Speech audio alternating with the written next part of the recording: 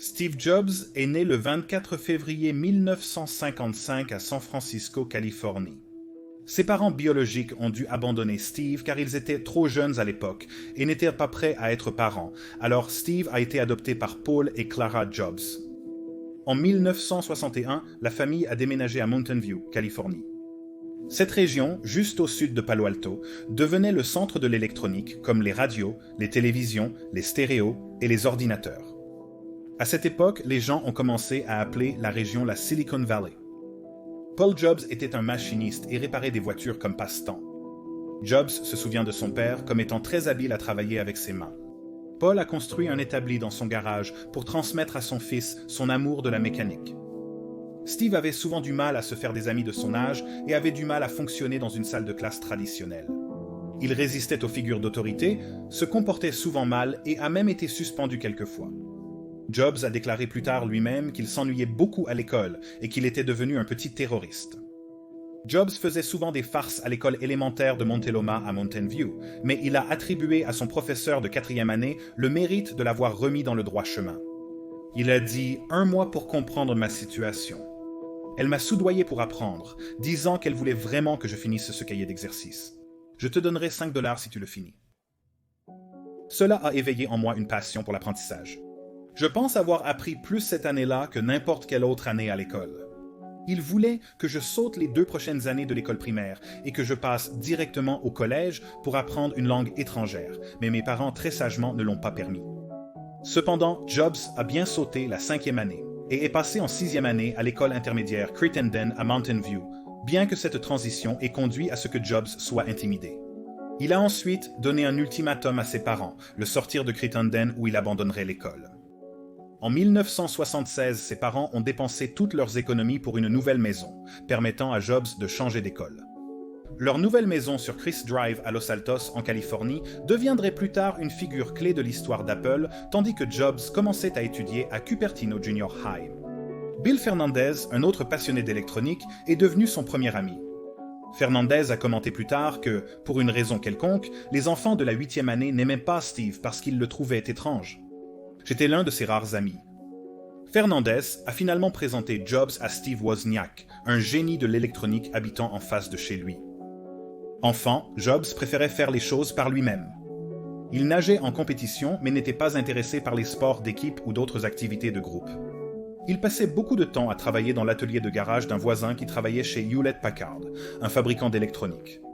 Jobs s'est également inscrit au Hewlett-Packard Explorer Club où il a vu des ingénieurs présenter de nouveaux produits et il a vu son premier ordinateur à l'âge de 12 ans. Il a été impressionné et a su tout de suite qu'il voulait travailler avec des ordinateurs. Durant ses années de lycée, Jobs a assisté à des conférences chez Hewlett-Packard.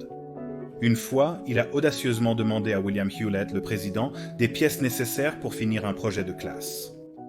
Hewlett, impressionné, a donné à Jobs les pièces et lui a offert un stage d'été chez Hewlett-Packard. Jobs a dit il ne me connaissait pas du tout. Mais il a fini par me donner quelques pièces et il m'a trouvé un travail cet été-là chez Hewlett-Packard à la chaîne, assemblant des compteurs de fréquences. Enfin, assembler est peut-être un mot trop fort, je mettais des vis. Peu importe, j'étais au paradis. La localisation de la maison à Los Altos signifiait que Jobs pourrait fréquenter le lycée Homestead à proximité, qui avait des liens forts avec la Silicon Valley.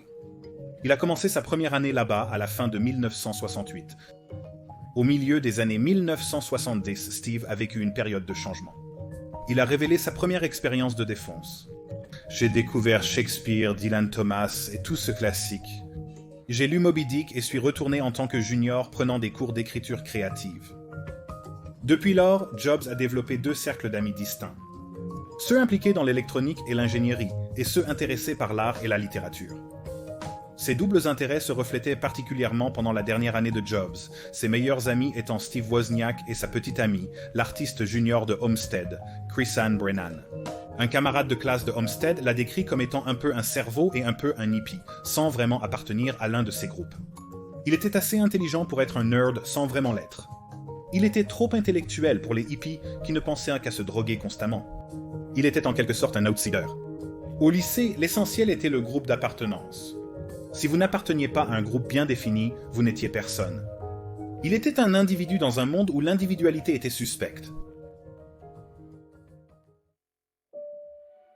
Paul et Clara Jobs avaient pris l'engagement lorsqu'ils ont adopté Steve qu'ils l'enverraient à l'université. Ils ont travaillé dur et économisé pour son fonds universitaire, modeste mais suffisant à l'obtention de son diplôme. Cependant, Jobs, devenant encore plus obstiné, ne l'a pas rendu facile. Au début, il a envisagé de ne pas aller du tout à l'université. Il pense qu'il aurait peut-être été à New York s'il n'était pas allé à l'université. Quand ses parents l'ont incité à aller à l'université, il a réagi de façon passive-agressive. Il n'a pas envisagé les écoles d'État comme Berkeley, où se trouvait Steve Wozniak, bien qu'elles soient plus abordables. Il n'a pas non plus regardé Stanford, juste en haut de la route, et susceptible d'offrir une bourse. Les enfants allant à Stanford savaient déjà ce qu'ils voulaient faire, a-t-il dit. Ils n'étaient pas vraiment artistiques. Je voulais quelque chose de plus artistique et intéressant. Il a donc insisté pour ne postuler qu'au Reed College, une école privée d'arts libéraux à Portland, Oregon, qui était l'une des plus chères du pays. Il rendait visite à Steve Wozniak à Berkeley lorsque son père a appelé pour dire qu'une lettre d'acceptation était arrivée de Reed, mais il a essayé de dissuader Steve d'y aller. Sa mère aussi. C'était au-delà de leurs moyens, mais leur fils a quand même posé un ultimatum. S'ils ne pouvaient pas aller à Reed, ils n'iraient nulle part. Alors ils ont cédé comme d'habitude. Reed était connu pour son style de vie hippie et libre d'esprit, qui se combinait quelque peu mal à l'aise avec ses normes académiques rigoureuses. Steve s'est inscrit à Reed pour étudier la physique et la philo. Chris Brennan est resté lié à Jobs durant son passage à Reed. Cependant, Steve a rapidement abandonné Reed College. Il aimait y être, cependant il n'appréciait pas devoir assister aux cours obligatoires. Bien que Jobs ait continué à aller aux cours qu'il aimait, comme la calligraphie. Durant cette période, la relation Jobs-Brennan s'est détériorée. Lors d'un discours de remise des diplômes à l'université de Stanford en 2005, Jobs a révélé qu'à cette époque, il dormait par terre chez des amis, consignait des bouteilles de coca pour acheter de la nourriture et profitait des repas gratuits hebdomadaires au temple Hare Krishna local. Dans ce même discours, Jobs a dit « Si je n'avais jamais suivi ce seul cours de calligraphie à l'université, le Mac n'aurait jamais eu de multiples polices de caractères ou de polices à espacement proportionnel. » En 1972, Wozniak avait conçu une boîte bleue numérique à bas coût pour générer les tons nécessaires pour manipuler le réseau téléphonique, permettant des appels longue distance gratuits. Jobs a décidé qu'il pourrait gagner de l'argent en le vendant. Ils ont cessé la fabrication des boîtes après avoir échappé de peu à la police. Malgré l'abandon de l'entreprise, ils auraient y gagné environ $6 000 en vendant les boîtes bleues. Jobs a déclaré que sans les boîtes bleues, il n'y aurait pas eu d'Apple et que cela leur a montré qu'ils pouvaient affronter de grandes entreprises et les battre. Au milieu de l'année 1973, lorsque Jobs avait 18 ans, il est revenu dans la région de San Francisco et a commencé à louer son propre appartement. La relation entre Brennan et Jobs était compliquée à ce stade. Jobs autostoppait et travaillait sur la côte ouest, rejoint parfois par Brennan. Brennan a écrit dans son journal que Steve et lui se sont progressivement éloignés. Mais nous n'avons jamais pu totalement lâcher prise. Nous n'avons jamais parlé de rupture ou de prendre des chemins séparés et nous n'avons pas eu cette conversation où une personne dit que c'est fini. Ils ont continué à s'éloigner, mais Jobs la cherchait toujours et la visitait pendant qu'elle travaillait dans un magasin d'aliments naturels ou en tant que babysitter à domicile. En 1973, Steve Wozniak a conçu sa propre version du classique jeu vidéo Pong. Après l'avoir terminé, Wozniak a donné la carte à Jobs, qui a ensuite emmené le jeu chez Atari à Los Gatos. Atari pensait que Jobs l'avait construit et lui a offert un poste de technicien. Le cofondateur d'Atari a admis plus tard que peu d'entreprises embaucheraient Steve Jobs, même de nos jours.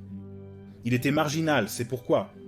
Pour la majorité des recruteurs, il n'était qu'un idiot mal sapé. Steve était difficile mais précieux. Il était souvent le plus intelligent et le faisait savoir aux autres.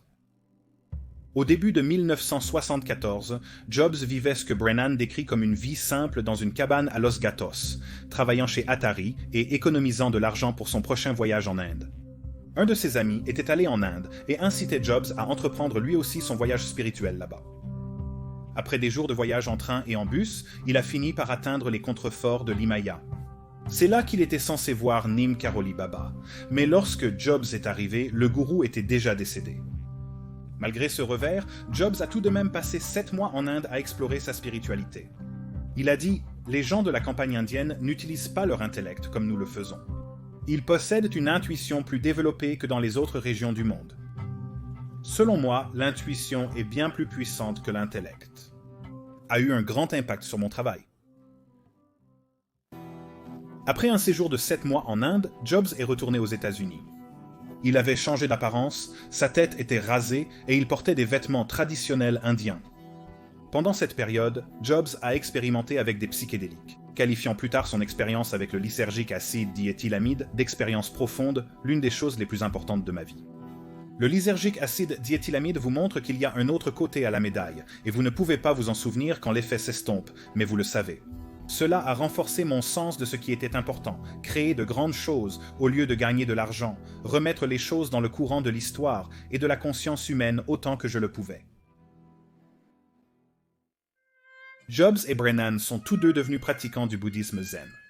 Jobs vivait à nouveau avec ses parents dans leur cabane à outils dans le jardin, qu'il avait transformée en chambre avec un sac de couchage, un tapis, des livres, une bougie et un coussin de méditation. Il envisageait de prendre résidence monastique au Japon, et à conserver une appréciation à vie pour le zen. Jobs dira plus tard que les personnes autour de lui qui ne partageaient pas ses racines contre-culturelles ne pouvaient pas totalement comprendre sa pensée. Jobs est retourné chez Atari pour créer une carte de circuit pour le jeu d'arcade Breakout. Selon Bushnell, Atari offrait $100 pour chaque puce transistor Logic qui était éliminée dans la machine. Jobs lui-même avait très peu de connaissances en conception de cartes de circuit et a conclu un accord avec Wozniak pour partager équitablement les frais entre eux s'ils pouvaient minimiser le nombre de puces. Au grand étonnement des ingénieurs d'Atari, Wozniak a réduit le nombre de puces transistor Logic de 96 à 46, une conception si étroitement intégrée qu'il était impossible de la reproduire sur une chaîne de montage. Selon Wozniak, Jobs lui a dit qu'Atari ne lui avait donné que $700 au lieu des $5000 versés et que la part de Wozniak était donc de $350. Ce n'est que plus tard que Wozniak a découvert cela, à quoi il a dit « J'ai pleuré. J'ai beaucoup pleuré quand j'ai lu ça dans un livre. » C'est à peu près à cette époque que Jobs et Wozniak ont assisté aux réunions du Homebrew Computer Club en 1975, qui a été un tremplin pour le développement et la commercialisation du premier ordinateur Apple.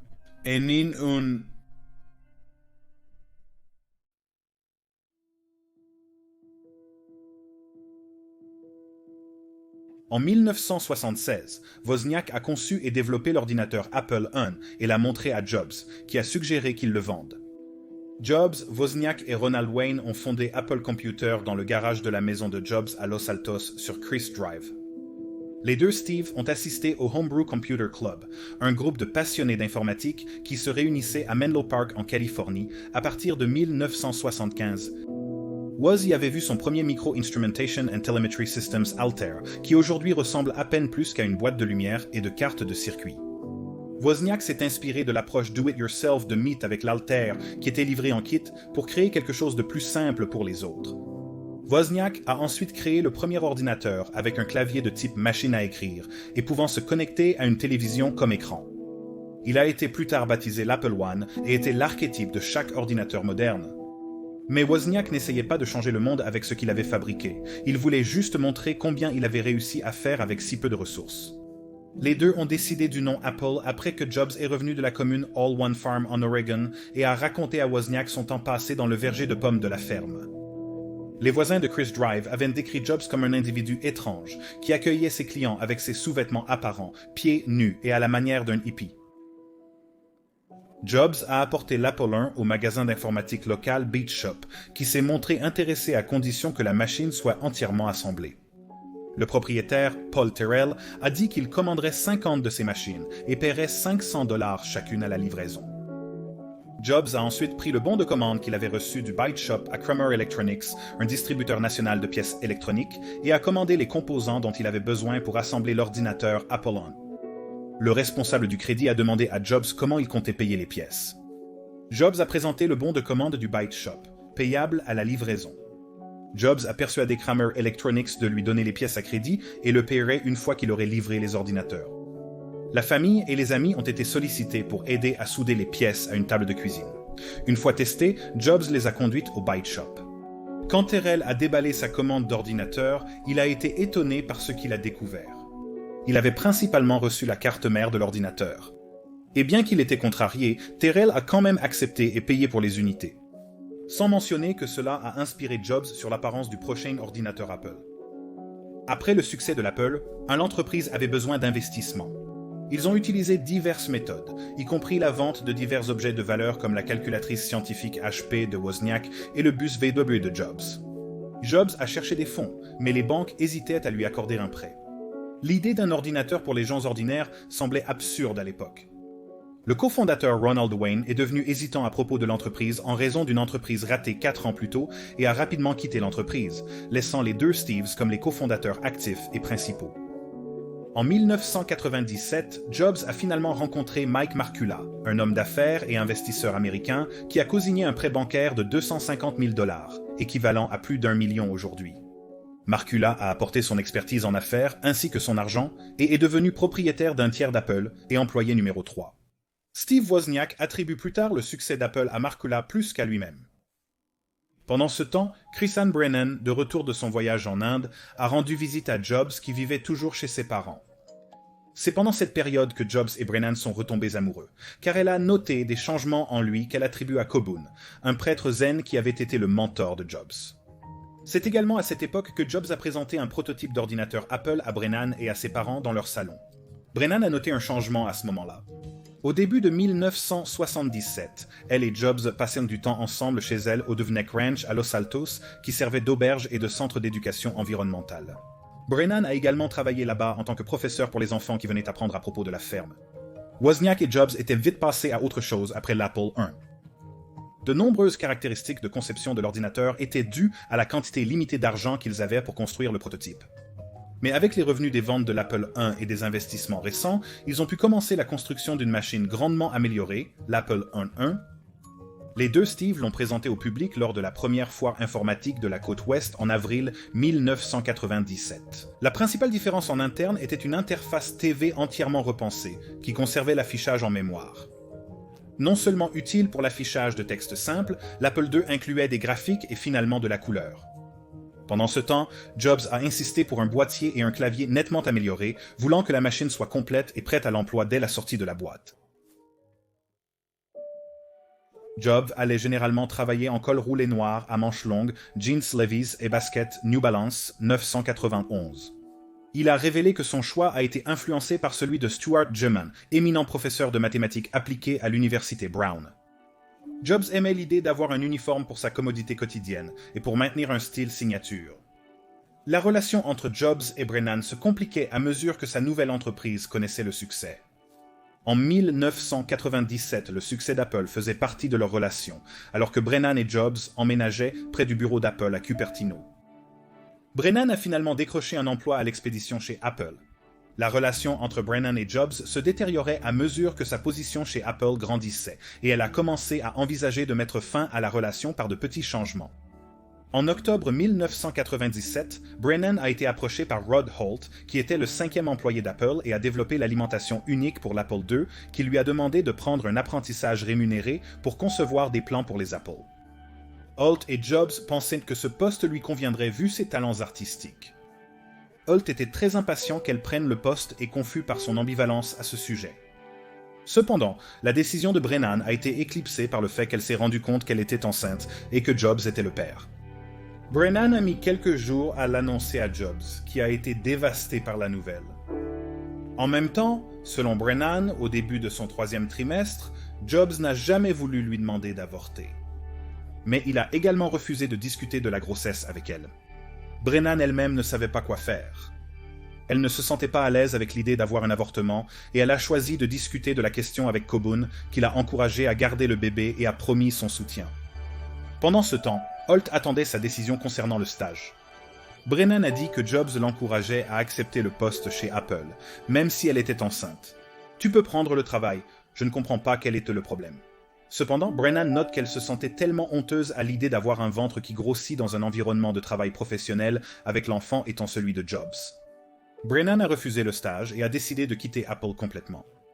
Elle a déclaré que Jobs lui a dit « Si tu abandonnes ce bébé à l'adoption, tu le regretteras, et je ne t'aiderai jamais. » Elle demandait parfois de l'argent à Jobs, mais il refusait toujours.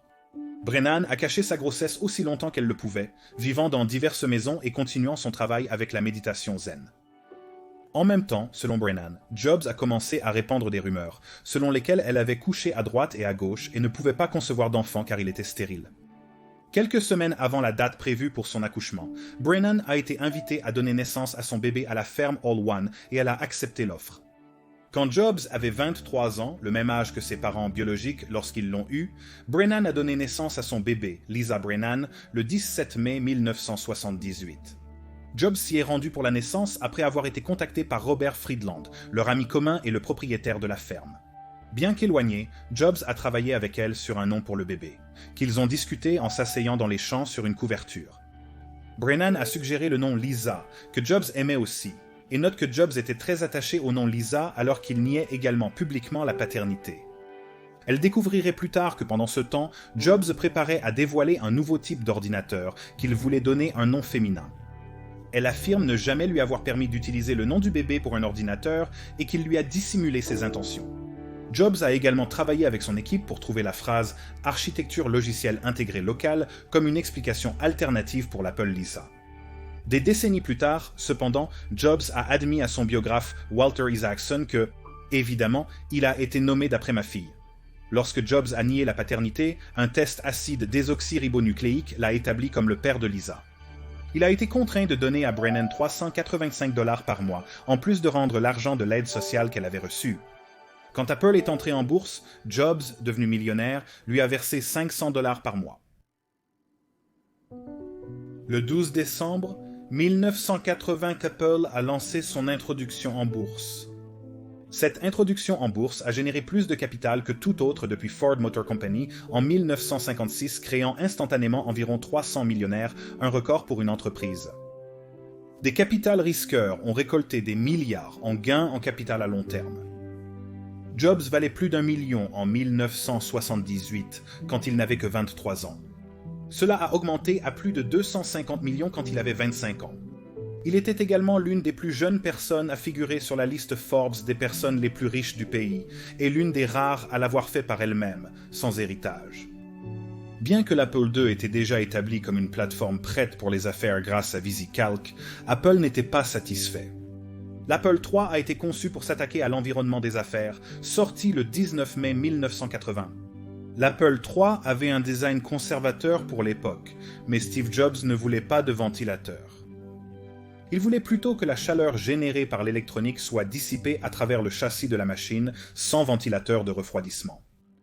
Cependant, la conception physique du boîtier n'était pas suffisante pour refroidir les composants à l'intérieur. L'absence de ventilateur dans l'Apple III causait une surchauffe fréquente.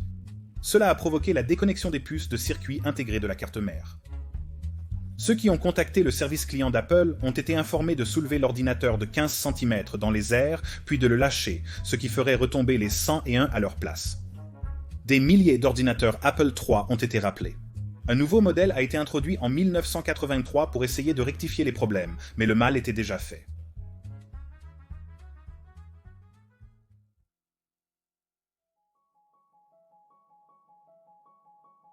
En août 1981, Apple était l'une des 3 plus grandes entreprises de micro-informatique.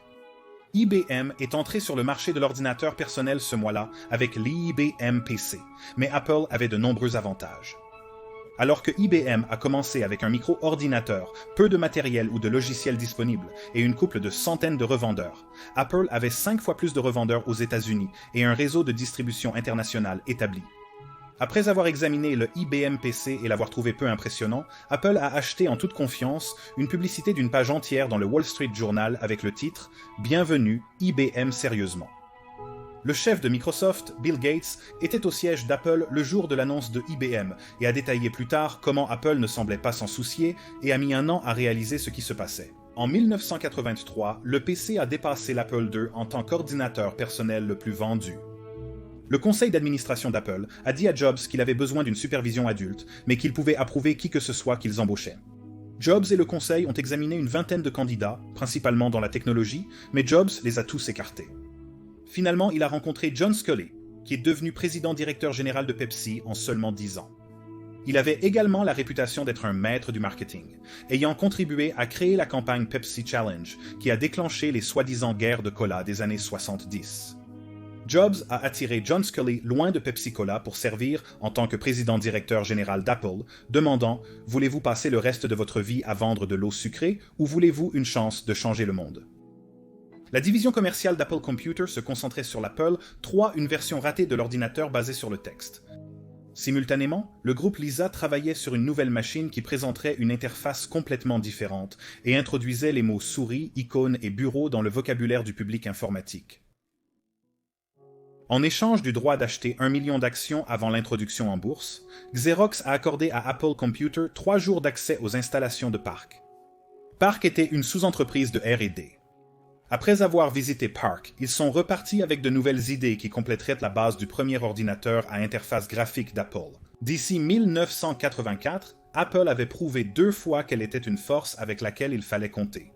Elle avait affronté IBM, le géant de l'informatique d'entreprise, et avait brillamment réussi. L'Apple 1 et 1.1 ont été des succès retentissants, mais alors que l'Apple III et Lisa ont été des échecs remarquables, Apple avait besoin d'un autre succès. À la fois pour garantir son avenir et pour cibler le bas de gamme du marché qu'elle avait régulièrement ignoré jusqu'à présent. Ce succès a été le Macintosh, la machine qui a largement garanti l'avenir de l'entreprise. Nous nous souviendrons toujours de Steve Jobs comme de l'homme qui a lancé le Macintosh, mais il n'est arrivé sur le projet qu'en 1981, 2 ans après que Jeff Raskin a commencé à travailler sur l'ordinateur à bas coût pour un usage domestique et professionnel. Jobs a rapidement marqué son empreinte sur le produit et Raskin a démissionné en 1982 avant son expédition. Nous devons donner crédit à Raskin pour l'idée originale, et son nom, son type de pomme préféré, était le Macintosh, mais sinon la machine qui a finalement été lancée était assez éloignée de celle qu'il avait initialement imaginée. Les premiers prototypes de Raskin avaient des affichages textuels et utilisaient des touches de fonction au lieu de la souris pour les tâches courantes. Raskin a plus tard approuvé la souris livrée avec le Macintosh, mais avec un seul bouton. C'était Jobs et Bud Tribble, ce dernier étant toujours chez Apple, qui ont vraiment poussé l'équipe à mettre en œuvre l'interface utilisateur graphique pour laquelle elle est devenue célèbre. Ils ont reconnu le potentiel de l'interface utilisateur graphique basée sur la métaphore du bureau et avaient déjà posé les bases de la version d'Apple dans le cadre du projet Lisa. Treble a chargé l'équipe Macintosh de faire de même pour leur propre machine, ce qui, avec le recul, a peut-être été la directive la plus importante jamais donnée par quiconque chez Apple. Si l'équipe Macintosh avait continué sur la voie du texte et du clavier, il est peu probable que leur produit se soit vendu aussi bien qu'il l'a fait, et Apple, tel que nous le connaissons, n'aurait peut-être pas existé du tout. Au début de 1984, lors de l'assemblée annuelle des actionnaires d'Apple, un Jobs ému a présenté le Macintosh à un public extrêmement enthousiaste. Personne ne nierait jamais que le Macintosh original était une œuvre de génie. Il était petit, abordable et convivial. Il a apporté l'interface graphique à un large public et nous a donné tous les outils dont nous pourrions avoir besoin pour produire un travail riche en graphique qui aurait coûté beaucoup plus cher sur n'importe quelle autre plateforme. Pourtant, dès le début, il risquait de nous décevoir. Vous voyez, Apple l'avait construit pour être quelque chose d'assez stupéfiant. On nous a annoncé qu'il révolutionnerait l'informatique à l'approche de son lancement. Le battage médiatique ne cessait de grandir. C'était un pari énorme que la plupart des entreprises auraient sans doute évité. Aucune autre entreprise n'était dirigée par Steve Jobs. Jobs comprenait ce qui rendait le Macintosh spécial. Et il savait que, en dehors de l'adresse principale dans laquelle il le révélerait, la machine époustouflante avait besoin d'une publicité époustouflante. Il a appelé l'agence d'Apple et leur a demandé de remplir 60 secondes pendant la pause du 3e quart du Super Bowl 18. Le principe était simple, mais le message était un pari, mettant Apple en concurrence directe avec IBM, son plus grand rival. Il dominait le lieu de travail du début des années 1980, et l'expression selon laquelle personne n'a jamais été licencié pour avoir acheté IBM était une expression puissante en sa faveur. Les gens faisaient confiance à la marque IBM, misant leur carrière sur ce choix plutôt que sur un concurrent. Par conséquent, les autres ont souvent été négligés. Et si Apple ne voulait pas végéter parmi eux, il fallait changer cette perception. La publicité dépeignait donc Apple comme l'unique espoir pour l'avenir de l'humanité.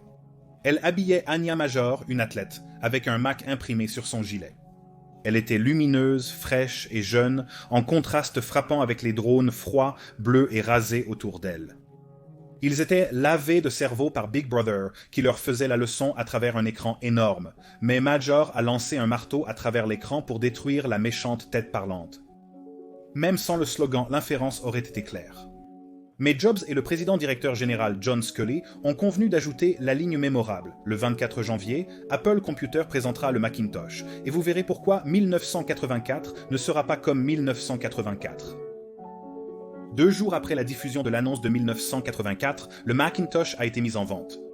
Il était livré avec 2 applications conçues pour mettre en valeur son interface, MacWrite et MacPaint.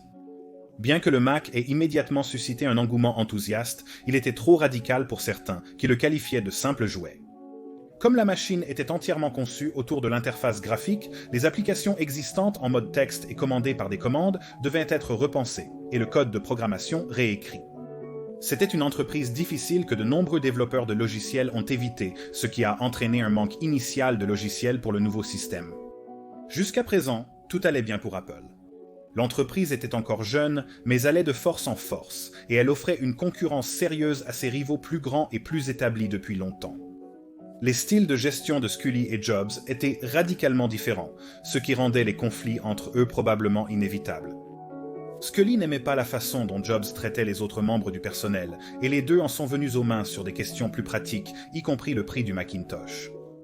Dès le moment de sa conception, le Macintosh était toujours censé être un ordinateur pour le reste d'entre nous, à un prix attractif afin qu'il se vende en grand nombre. L'objectif était de sortir une machine à $1000. Mais au fil des années de développement, le projet devenant plus ambitieux, le temps a presque doublé. Avant son lancement, il était prévu de le mettre en vente à $2000. Mais Scully a pu voir que même cela n'était pas suffisant, et il a décrété qu'il faudrait augmenter de $500 supplémentaires. Jobs n'était pas d'accord, mais Scully a prévalu, et le Macintosh a été mis en rayon à $2500. Ce n'était que le début des frictions entre les deux hommes, ce qui n'a pas été aidé par une baisse de la fortune de l'entreprise. Les ventes du Macintosh ont commencé à baisser, le Lisa a été arrêté, et Jobs n'a pas caché le fait que son respect initial pour Scully s'était refroidi. Le conseil a exhorté Scully à réfréner Jobs, et c'est exactement ce qu'il a fait, mais pas avant mars 1985, à peine 2 ans après son arrivée dans l'entreprise. Scully a rendu visite à Jobs dans son bureau et lui a dit qu'il lui retirait sa responsabilité de diriger l'équipe Macintosh. En parlant à la British Broadcasting Corporation en 2012, Scully a dit « Ce qui se passait à l'intérieur de l'entreprise à l'époque, lorsque le bureau Macintosh a été introduit en 1985 et a échoué, Steve est tombé dans une très profonde dépression. Il était déprimé et nous avons eu un désaccord majeur sur le prix du Macintosh. Je voulais me concentrer sur l'Apple II car nous étions une entreprise publique. Nous devions avoir les bénéfices de l'Apple II et nous ne pouvions pas baisser le prix du Macintosh car nous avions besoin de ces bénéfices pour montrer nos gains, pas seulement pour couvrir les problèmes du Mac. Et c'est ce qui a conduit au désaccord et à l'affrontement entre moi et Steve, et finalement le conseil d'administration l'a examiné et a convenu que ma position était celle qu'il voulait soutenir. Scully et Jobs avaient des visions très différentes pour l'entreprise. Scully préférait les ordinateurs à architecture ouverte comme l'Apple II destiné à l'éducation, aux petites et moyennes entreprises et au marché domestique, moins sensible à IBM. Jobs voulait que l'entreprise se concentre sur le Macintosh à architecture fermée comme alternative d'affaires à l'IBM PC. Scully avait peu de contrôle sur la division Macintosh de Jobs, président du conseil d'administration. Et la division Apple II fonctionnait comme des entreprises séparées en dupliquant les services. Bien que ces produits aient représenté 85% des ventes d'Apple en 1985, la réunion annuelle de l'entreprise en janvier 1985 n'a pas mentionné la division Apple II ou les employés. Beaucoup sont partis, y compris Wozniak, qui a déclaré que l'entreprise allait dans la mauvaise direction depuis les 5 dernières années et a vendu la plupart de ses actions. L'échec du Macintosh à vaincre le PC a renforcé la position de Scully dans l'entreprise. Mais Jobs refusait de partir sans lutter. Scully a dû quitter le pays pour affaires en mai, et Jobs a vu cela comme l'occasion parfaite pour reprendre le contrôle de l'entreprise. Il s'est confié aux membres seniors de son équipe, qui comprenait à l'époque Jean-Louis Gasset, qui était en passe de prendre la relève de Jobs dans l'équipe Macintosh. Gasset a informé Scully de ce qui se passait, et Scully a annulé son voyage. Le lendemain matin, Scully a confronté Jobs devant tout le conseil, demandant si les rumeurs étaient vraies. Jobs a dit qu'elle l'était, et Scully a demandé au conseil de choisir entre eux deux, lui ou Jobs. Ils ont soutenu Scully, scellant le destin de Jobs. Scully a réorganisé l'entreprise, nommant Gasset à la tête de l'informatique et Jobs président d'Apple. Cette promotion apparente était en fait un rôle cérémonial éloignant le cofondateur de la gestion quotidienne de l'entreprise. Quelques mois plus tard, le 17 septembre 1985, Jobs a soumis une lettre de démission au conseil d'Apple. 5 autres employés seniors d'Apple ont également démissionné pour rejoindre Jobs chez Next, sa nouvelle entreprise.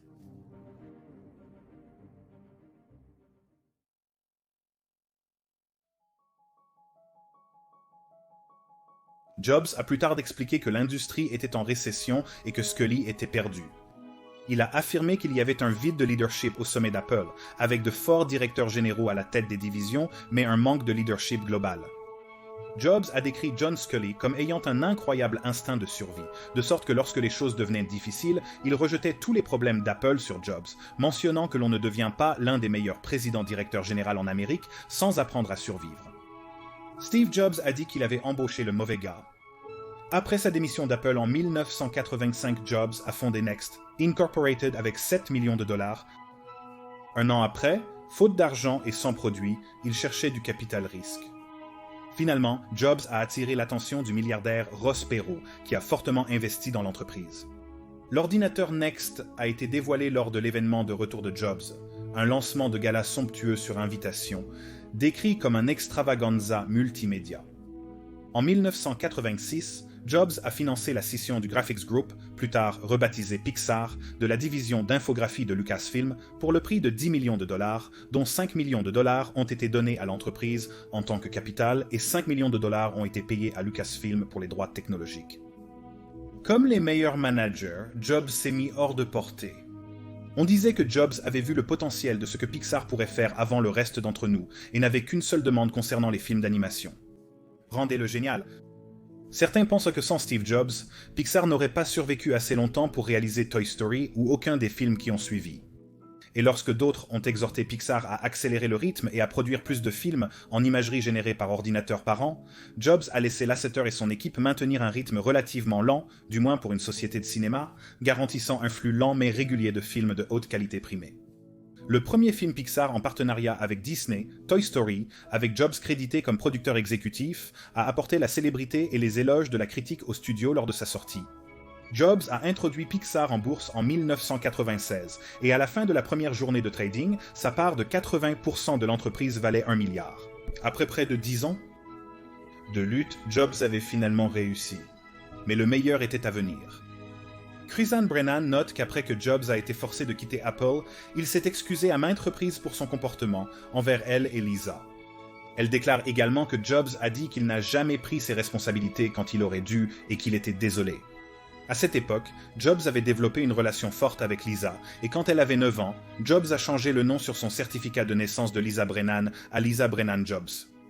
De plus, Jobs et Brennan ont développé un partenariat de travail pour coparentalité de Lisa, un changement que Brennan attribue à l'influence de sa sœur biologique nouvellement trouvée, Mona Simpson, qui a travaillé pour réparer la relation entre Lisa et Jobs. Jobs a retrouvé Mona après avoir localisé sa mère biologique, Joanne Scheibel Simpson, peu après son départ d'Apple. Mais Jobs n'a pas contacté sa famille biologique pendant la vie de sa mère adoptive, Clara.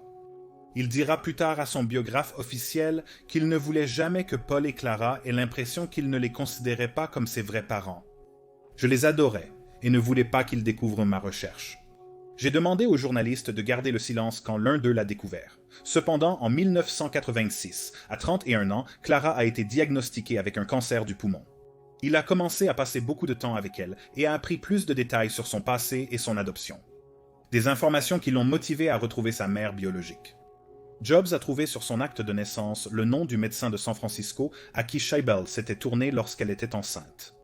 Jobs n'a contacté Scheibel qu'après la mort de Clara et après avoir reçu la permission de son père, Paul.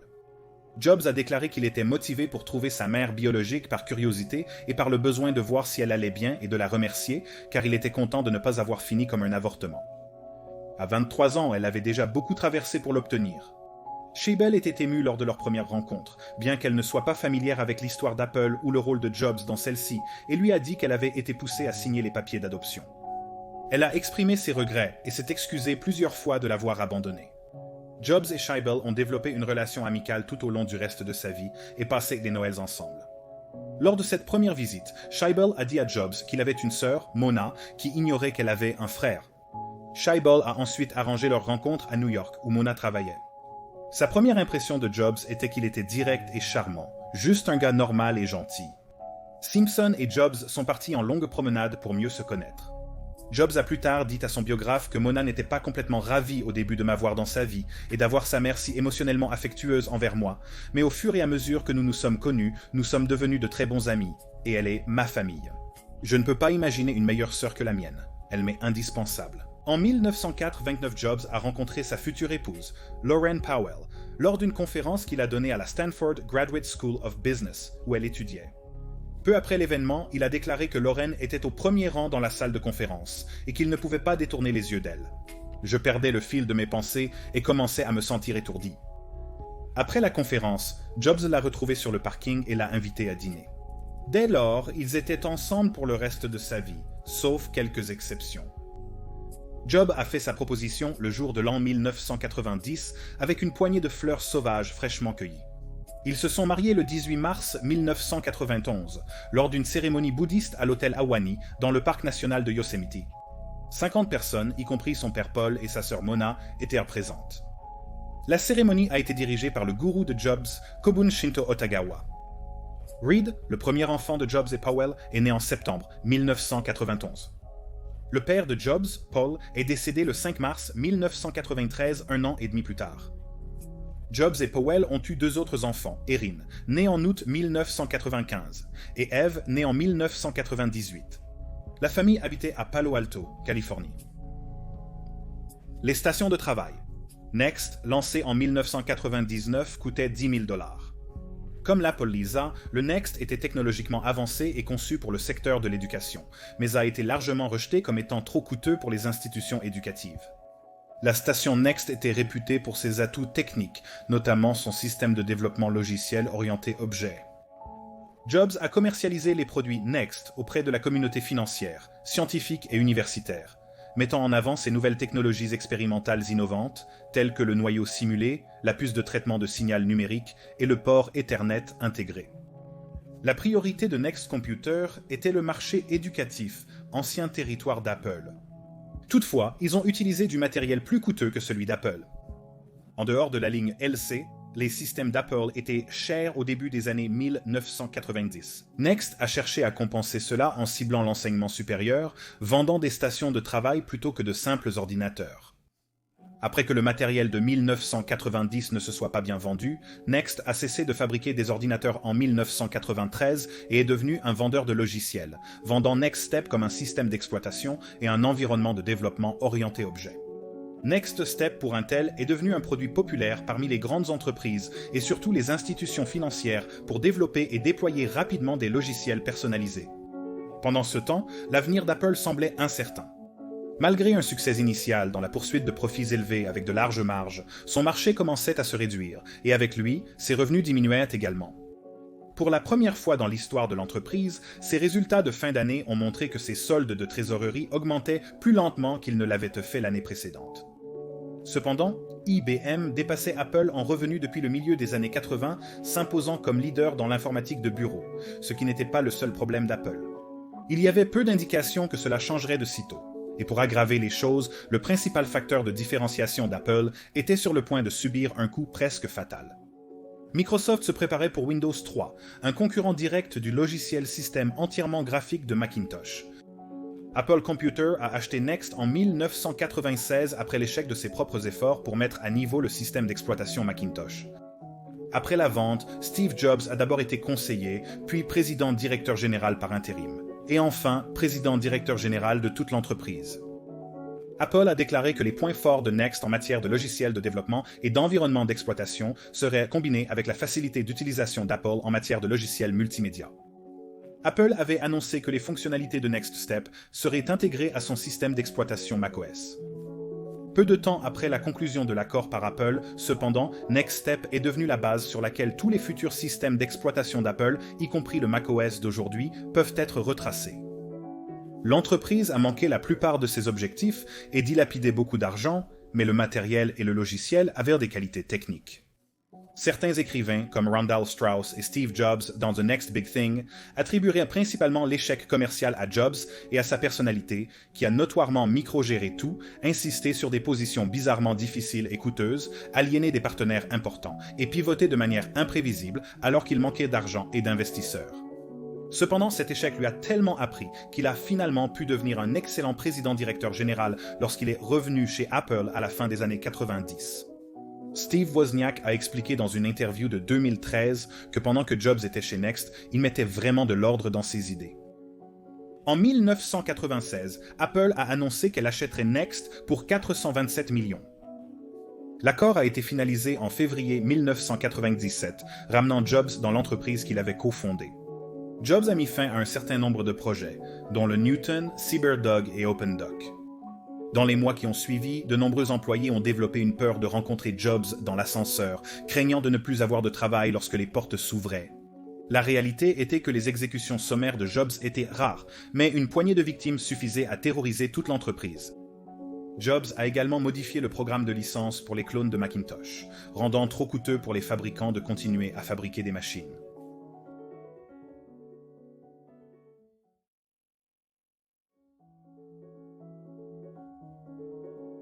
Quand Jobs est revenu, l'entreprise n'était pas en grande forme.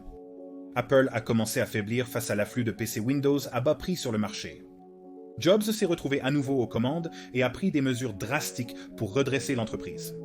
Jobs a convoqué les meilleurs employés d'Apple à l'auditorium et, vêtu de shorts et de baskets, est monté sur scène et a demandé à tout le monde de lui dire, je cite, « ce qui ne va pas ici ». Après quelques murmures et réponses hésitantes, Jobs a interrompu tout le monde. Il a dit que ce sont les produits. Alors, qu'est-ce qui ne va pas avec les produits? Les produits sont nuls, il n'y a plus de sexe en eux. C'est parce que pendant l'absence de Jobs, Apple a commencé à perdre son identité emblématique, une marque de fabrique de l'influence de Steve Jobs. Les prix ont augmenté et les Macs ont soudainement cessé de se vendre. La gamme de produits s'est multipliée et est devenue si fragmentée qu'il était impossible de distinguer les modèles entre eux. Cela a confondu les clients et les associés de vente, endommageant l'image d'Apple au passage. Jobs a commencé à prendre des mesures pour restaurer l'Apple qu'il avait initialement bâti. Ça a débuté lors de l'Expo Macworld en 1997. Steve Jobs a annoncé qu'Apple allait s'associer avec Microsoft. Cela comprenait un engagement de 5 ans de Microsoft pour sortir Office pour Macintosh, ainsi qu'un investissement de 150 millions de dollars. Ainsi qu'Apple et Microsoft, qui ont convenu de régler un litige de longue date sur la question de savoir si le système d'exploitation Microsoft Windows enfreignait l'un des brevets d'Apple. Jobs a utilisé cet argent pour intensifier la publicité et mettre en valeur les produits qu'Apple proposait déjà, tout en coupant les fonds de R&D dans les domaines non productifs. L'une des premières actions de Jobs en tant que nouveau président-directeur général par intérim a été de développer l'iMac, permettant à Apple de se restructurer. L'iMac original intégrait un écran cathode ray tube et une unité centrale de traitement dans un corps en plastique translucide et épuré. La ligne est devenue un succès commercial, vendant environ 1 million d'unités annuellement. Il a aussi aidé à relancer Apple auprès des médias et du public, mettant en avant le nouvel accent de l'entreprise sur le design et l'esthétique. Sous la direction de Jobs, l'entreprise a considérablement augmenté ses ventes grâce à l'iMac et d'autres nouveaux produits. Le design attrayant et le marketing puissant d'Apple ont porté leurs fruits. Et lors de l'Expo Macworld 2000, Jobs a officiellement abandonné le modificateur intérimaire de son titre et est devenu le président-directeur général permanent d'Apple. En mai 2001, après beaucoup de spéculations, Apple a annoncé l'ouverture de leurs propres magasins de détail qui seront situés dans les principaux marchés d'achat d'ordinateurs aux États-Unis. Les magasins ont été conçus pour deux objectifs principaux, endiguer la baisse de la part de marché d'Apple dans le secteur de l'informatique et répondre à la mauvaise commercialisation des produits Apple dans les points de vente tiers. Un autre argument de vente initial était l'incarnation originale du Genius Bar, qui présentait des images d'Albert Einstein et d'autres génies célèbres qui avaient été inclus dans les publicités Think Different d'Apple de l'époque. Jobs a placé des génies en magasin pour répondre aux questions des clients, et s'ils ne pouvaient pas, une ligne fixe menait à quelqu'un à Cupertino qui le pouvait. Plus de 500 fans ont fait la queue devant le magasin de Tyson dès l'aube le premier jour. Au cours du week-end, Tyson's à Glendale a accueilli plus de 7500 visiteurs et a vendu pour un total de 600 000 $ de produits au cours des 2 premiers jours. Dans les années qui ont suivi, l'Apple Store s'est développé pour compter plus de 500 emplacements dans plus de 20 pays. Malgré les difficultés du secteur de la vente au détail, en particulier dans l'électronique grand public, il a connu une croissance fulgurante.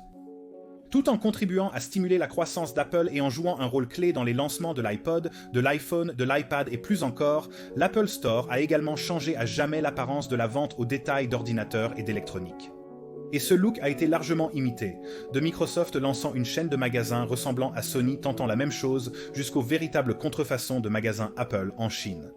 Cependant, pour accélérer sa croissance, Apple avait besoin d'autre chose que le Mac. La société s'est par la suite diversifiée, introduisant et améliorant d'autres appareils numériques. Les lecteurs MP3 portables existaient depuis le milieu des années 90, mais Apple a remarqué que ceux sur le marché offraient une expérience utilisateur médiocre.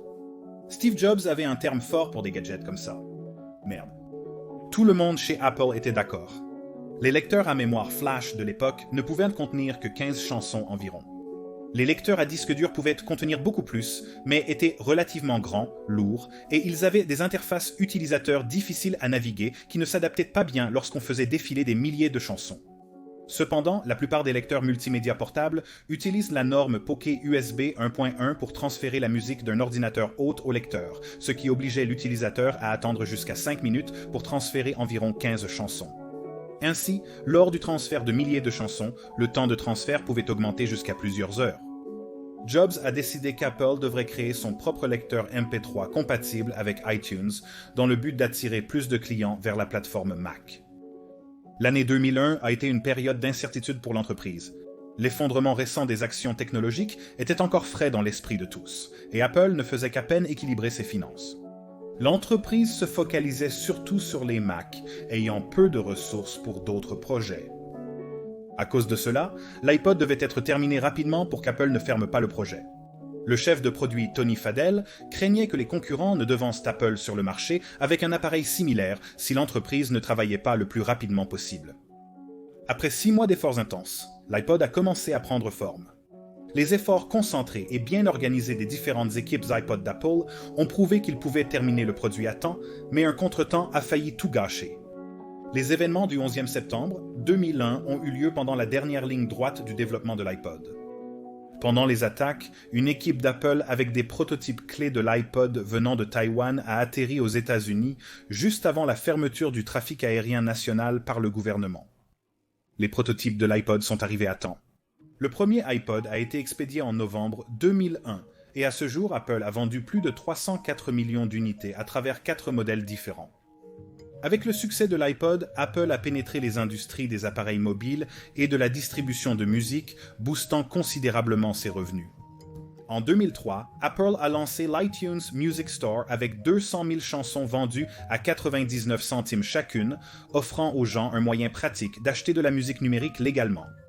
Il a vendu 1 million de chansons lors de sa première semaine, et l'expert en musique Mark Mulligan a décrit Jobs comme ayant à lui seul fait entrer l'industrie de la musique dans l'ère numérique. Avant que Apple ne lance iTunes, Jobs avait rencontré des dizaines de musiciens dans l'espoir de convaincre les maisons de disques de suivre le plan d'iTunes. L'une des personnes à qui Jobs a proposé cela était le célèbre trompettiste Wynton Marsalis. Marsalis a déclaré que Jobs avait parlé pendant 2 heures d'affilée. Il a dit que c'était un homme possédé. Au bout d'un moment, j'ai commencé à le regarder plutôt que l'ordinateur, fasciné par sa passion. La présentation et la vente étaient des compétences clés de Jobs. Il était l'un des meilleurs présentateurs au monde. Ses discours principaux captivaient les audiences et sont devenus une caractéristique de la marque Apple. Il n'annonçait pas simplement un nouveau produit Apple. Il trouvait des moyens pour rendre le public aussi excité que possible tout en faisant habilement de ce produit Apple l'objet incontournable suivant. La passion de Jobs transparaissait dans chaque présentation, ce qui résonnait avec le public. Il était à la fois admiré et critiqué pour son talent de persuasion et de vente, qui a été surnommé le champ de distorsion de la réalité, et était particulièrement évident lors de ses discours d'ouverture, familièrement connus sous le nom de Steve Notes, à Macworld Expos et aux conférences mondiales des développeurs Apple. Cependant, en octobre 2003, Jobs a été diagnostiqué d'un cancer. Au milieu de 2004, il a annoncé à ses employés qu'il avait une tumeur cancéreuse dans son pancréas. Le pronostic pour le cancer du pancréas est généralement très mauvais, mais Jobs a déclaré qu'il avait un type rare, beaucoup moins agressif. Malgré son diagnostic, Jobs a résisté aux recommandations de son médecin pour une intervention médicale pendant 9 mois, préférant plutôt se fier à la médecine alternative pour contrer la maladie. Selon le chercheur de Harvard, Ramsey Amory, son choix de traitement alternatif a conduit à une mort prématurée inutilement. D'autres médecins, dont Barry Caslett du Centre de cancer Kettering, pensent que le régime de Jobs était inadapté pour traiter sa maladie et que sa foi en la médecine alternative lui a probablement coûté la vie. Il avait le seul type de cancer du pancréas qui est traitable et curable. Il s'est essentiellement suicidé. Selon le biographe de Jobs, Walter Isaacson, il a refusé de subir une chirurgie pour son cancer parce que, je cite, « il ne voulait pas que son corps soit ouvert », une décision que Jobs a regrettée plus tard alors que sa santé se dégradait. C'est à peu près à cette époque, en 2005, un an après avoir été diagnostiqué avec un cancer, que Jobs a fait un discours franc aux étudiants diplômés de l'université de Stanford. Ce discours est connu comme l'un des meilleurs que Jobs ait jamais prononcé. Il a évoqué sa passion pour son travail et l'importance de rester affamé et insensé. Il réfléchit aussi au départ d'Apple en 1985, moment le plus difficile de sa vie. Il explique qu'il ne l'a pas vu à l'époque, mais cela s'est avéré être la meilleure chose qui aurait pu lui arriver. De retour chez Apple, Jobs a commencé à se préparer pour la conférence mondiale des développeurs du 6 juin 2005, où Apple révélerait son plan pour commencer à produire des ordinateurs Mac basés sur Intel en 2006. Quand ce jour est arrivé, le nouveau MacBook Pro et l'iMac ont été les premiers ordinateurs Apple avec le processeur Intel Core 2 Duo. En août, Apple avait effectué la transition vers les puces Intel pour toute la gamme de produits Mac, un an plus tôt que prévu. Toutes ces excellentes performances et produits ont contribué à stimuler le prix de l'action Apple, qui a augmenté plus de 10 fois entre début 2003 et 2006, passant d'environ $6 par action à plus de $80. Et en janvier 2006, la capitalisation boursière d'Apple a dépassé celle de Dell, un énorme jalon pour l'entreprise. Car 9 ans auparavant, le président-directeur général de Dell avait déclaré que s'il dirigeait Apple, il la fermerait, je cite, et rendrait l'argent aux actionnaires. Jobs a envoyé un email à tous les employés quand Apple a surpassé Dell en capitalisation boursière. Il disait « Équipe, il s'avère que Michael Dell n'était pas parfait pour prédire l'avenir. » Selon la clôture de la bourse aujourd'hui, Apple surpasse Dell en valeur. Les actions fluctuent et la situation peut changer demain, mais j'ai jugé bon d'y réfléchir un instant aujourd'hui. Pendant ce temps, le contrat de Pixar avec Disney touchait à sa fin. Jobs et le président-directeur général de Disney, Michael Eisner, ont essayé mais échoué à négocier un nouveau partenariat. Au début de 2004, Jobs a annoncé que Pixar chercherait un nouveau partenaire pour distribuer ses films après l'expiration de son contrat avec Disney. Mais en octobre 2005, Bob Iger a remplacé Eisner chez Disney, et Iger a rapidement travaillé à réparer les relations avec Jobs et Pixar. En 2006, ils ont annoncé que Disney avait accepté d'acheter Pixar dans une transaction entièrement en actions d'une valeur de 7,4 milliards de dollars. Lorsque l'accord a été conclu, Jobs est devenu le plus grand actionnaire individuel de la Walt Disney Company avec environ 7% des actions de l'entreprise.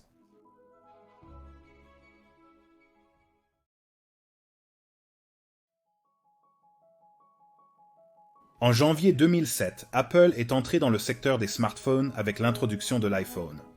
Il comprenait un écran tactile, toutes les fonctionnalités d'un iPod et un navigateur Internet. C'était un rejet complet de l'ensemble du marché des smartphones, qui avait été obsédé par l'ajout de plus de boutons, de plus de fonctionnalités et de plus de stylets. Cependant, ces changements ont nui à l'expérience utilisateur.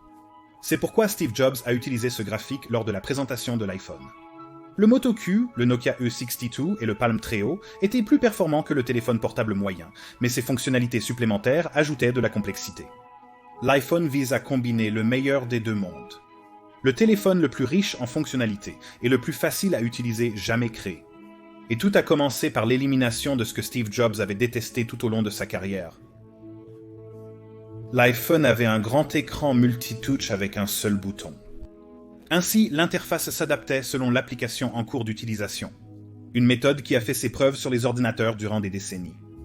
Il y avait aussi le pincement pour zoomer, des effets comme le défilement inertiel et l'effet élastique, et le multitâche qui permettait de passer aisément de la musique aux appels, à la navigation web, aux emails et inversement. Le premier iPhone peut être considéré comme primitif selon les normes d'aujourd'hui avec son appareil photo de 2 mégapixels, son petit écran et son cadre épais. Mais l'iPhone original a à lui seul inauguré l'ère moderne des smartphones, presque tous les appareils d'aujourd'hui empruntant ses éléments de design et de fonctionnalité. Le 28 juin 2007, l'iPhone a finalement été mis en vente après 5 mois d'anticipation. Et l'excitation a entraîné la formation de files d'attente devant les magasins Apple à travers le pays 2 jours avant la sortie du produit. L'iPhone a été un véritable succès, avec 250 000 d'unités vendues le premier jour. Les fabricants de smartphones ont revu leur design pour créer des appareils multitouch concurrentiels, tandis qu'Apple a poursuivi le développement de l'iPhone 3G En janvier 2009, Jobs a publié un mémo informant les employés d'Apple où il a admis, je cite, que mes problèmes de santé sont plus complexes que je ne le pensais initialement. Il a pris un congé médical de 6 mois, laissant Tim Cook en charge de l'opération quotidienne d'Apple, comme il l'a fait en 2004. À ce stade, Jobs a finalement accepté de subir une transplantation hépatique. Et par pure coïncidence, Tim Cook s'est avéré être un donneur éligible, puisqu'il partageait le groupe sanguin négatif de Jobs. Mais quand Cook a offert une partie de son foie, Jobs l'a interrompu, criant « Non, je ne te laisserai jamais faire ça. Je ne ferai jamais ça. » Au lieu de cela, il a été mis sur une liste d'attente au Tennessee, où il avait la meilleure chance de recevoir une greffe de foie le plus rapidement possible. Et c'est exactement ce qui s'est passé en avril 2009. Après l'opération, le pronostic de Jobs a été décrit comme excellent, et il est revenu chez Apple 6 semaines plus tard à temps partiel. La première apparition publique de Jobs après son opération a eu lieu lors d'un événement Apple en septembre 2009. Lorsqu'il est monté sur scène, Jobs a été accueilli par une ovation debout qui a duré presque 1 minute. C'est lors de cet événement qu'il a dévoilé l'iPad. Un produit qui a en fait été conçu avant l'iPhone, mais qui a été mis de côté en raison de la priorité donnée au projet de smartphone. L'idée d'une tablette en particulier plaisait à Jobs, surtout pour sa simplicité et sa portabilité. Il n'y avait pas besoin de clavier ou de souris. Juste une feuille de verre qui affichait tout ce que vous vouliez. Jobs a qualifié l'iPad de réalisation la plus importante de sa carrière. Probablement en raison de son potentiel à remplacer les ordinateurs traditionnels et à inaugurer ce qu'on a appelé l'ère post-PC. Des rumeurs sur une tablette Apple ont circulé pendant des mois avant le dévoilement de l'iPad, et les gens spéculaient sur l'apparence de son système d'exploitation. Après tout, le Mac, l'iPod et l'iPhone disposaient tous de leur propre système d'exploitation optimisé pour l'affichage et la puissance de traitement de chaque produit. Alors en quoi l'iPad serait-il différent? La logique était sensée. Mais Jobs voyait les choses différemment. Selon lui, l'iPad devrait fonctionner sous le même OS que l'iPhone, avec des versions tablettes des applis qui exploitent son grand écran. Ainsi, lorsque l'iPad a finalement été présenté le 27 janvier 2010, beaucoup de gens ont été déçus, postant des commentaires du genre « C'est un iPhone géant, pas du tout révolutionnaire. » Juste un iPod Touch surdimensionné. Cet appareil ne se vendra pas bien, il est inutile. Impossible d'exécuter des logiciels OS X, une grande déception selon moi, et inutile pour un possesseur d'iPhone. Voici vraiment votre gros iPod, pas de USB, pas d'impression, rien. Ces sentiments étaient couramment partagés dans la communauté technologique, et cela a eu un effet négatif sur les emplois. Il a dit qu'il était un peu déprimé aujourd'hui, ce qui vous fait reculer un peu. Heureusement pour Apple, le grand public adorait l'iPad. Il a reçu des éloges de la part de critiques renommés comme David Pogg et Walt Mossberg, et surtout, les clients l'achetaient comme des fous. 1 million d'unités ont été vendues dans les 28 premiers jours, ce qui est assez étonnant compte tenu du fait qu'il a fallu 74 jours à l'iPhone pour atteindre ce chiffre. Et l'iPad est devenu le produit de consommation le plus rapidement vendu de l'histoire, battant le détenteur du record précédent, le lecteur disque vidéo numérique. Jobs était au sommet, sortant un succès après l'autre chez Apple sans montrer aucun signe de ralentissement. Mais une chose commençait à le rattraper. Sa santé. Début 2011, 1 an et demi après le retour de Jobs chez Apple après sa greffe du foie, il a pris un 3e congé médical. Sa lettre aux employés ressemblait à celle des 2 fois précédentes. Et Tim Cook a de nouveau pris la relève à sa place. La seule différence cette fois, c'est que Jobs ne reviendrait jamais chez Apple. Malgré son absence, Jobs est quand même apparu lors de l'événement de lancement de l'iPad 2 le 2 mars et lors de leur Worldwide Developers Conference le 6 juin où il a présenté iCloud. Depuis les premiers jours d'Apple, Jobs croyait en la création d'un écosystème homogène et unifié pour les utilisateurs. Et c'est pourquoi il a refusé de licencier un système d'exploitation tiers pour le Mac, ou même de licencier le logiciel système Macintosh d'Apple à des fabricants d'ordinateurs tiers. Le fait de le faire aurait permis à Apple de gagner plus d'argent et à leur système d'exploitation d'atteindre une part de marché plus élevée. Il a reconnu que plus un produit était fragmenté, plus il causerait de problèmes pour les clients. Jobs s'est efforcé de créer une expérience utilisateur fluide en fournissant un service cloud qui synchronisait les données de l'utilisateur sur tous ses appareils. Au départ, ce service nommé MobileMe coûtait 99 $ annuellement. Cependant, l'exécution était défaillante, résultant en un produit non fonctionnel. Jobs a renvoyé la personne en charge, et Apple a fait une deuxième tentative avec iCloud, qui fournissait aux utilisateurs 5 gigaoctets d'espace gratuitement. Il a été introduit en 2011, et Jobs a dit « Nous allons rétrograder le PC et le Mac pour n'être qu'un appareil. Nous allons déplacer votre hub, le cœur de votre vie numérique, vers le cloud. » Cette fois, leur service cloud a parfaitement fonctionné, offrant une expérience quasi magique aux utilisateurs. Les photos prises sur leur iPhone apparaîtraient automatiquement sur leur Mac et iPad, tandis que les emails et les événements de calendrier se synchronisaient sans problème sur les autres appareils. C'était un service incroyable qui est aujourd'hui plus important que jamais pour l'écosystème d'Apple. Malgré les succès d'Apple, la santé de Jobs a continué de se détériorer. Sa situation est devenue si critique qu'il a été contraint de démissionner en tant que président-directeur général d'Apple en août 2011.